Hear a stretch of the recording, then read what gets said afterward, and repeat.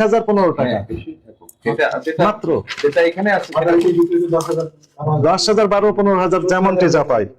এখানে সর্বোচ্চ যেটি আমরা দেখলাম 3,682 টাকা, 3,682 টাকা পাকিস্তানি ড্রেস। বাজারে সেটি 15,000 টাকারও প্লাস বিক্রি হচ্ছে। কেনার কারণে যদি এমআরপি ফিক্স করে দিচ্ছেন না, সুপার মানে সবচেয়ে ভালোটা। এখানে আমরা দেখলাম 1260 টাকা। আরেকটা থ্রি পিস, সবগুলো থ্রি পিস 1,080 টাকা।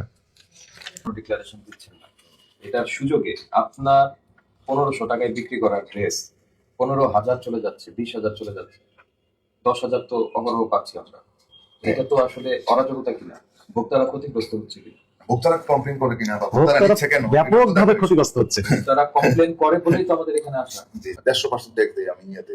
আপনাকে ট্যাক্স দেন, আপনাকে ট্যাক্স দেন, কোনো সমস্যা নাই।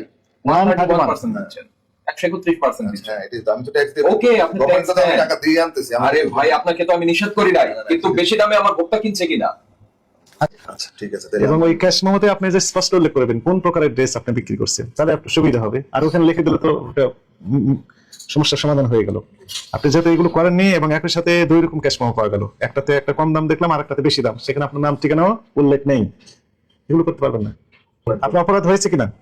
আমার অপরাধ দিটা আমি ডিক্লারেশন দেই। হ্যাঁ, এবং ঠিকানা দেননি আপনার ক্যাশ মেমোতে। ক্যাশ মেমোটা আমি এটা তদন্ত হবে, এটা তদন্ত হবে।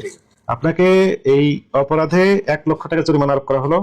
একই সাথে এই যে আপনি বলছেন যে ক্যাশ মেমোগুলো আপনার নয় বা আপনার কিনা আপনি নিশ্চিত হচ্ছেন না, এটা তদন্ত কাজে সহযোগিতা করতে হবে। এবং এই সেক্টরে যারা আছেন তাদেরকে সহ আগামীকাল আমাদের অফিসে আসেন। আগামীকাল রবিবার ওপেনিং ডে। আপনাকে আমরা তো মুখোমুখি করবো যে সারাজ কালেকশন সহ, শুধু সারাজ না, আরো সাপ্লায়ার যারা যাদের কাছে আপনি সাপ্লাই দিয়েছেন তাদেরকে মুখোমুখি করে দিব।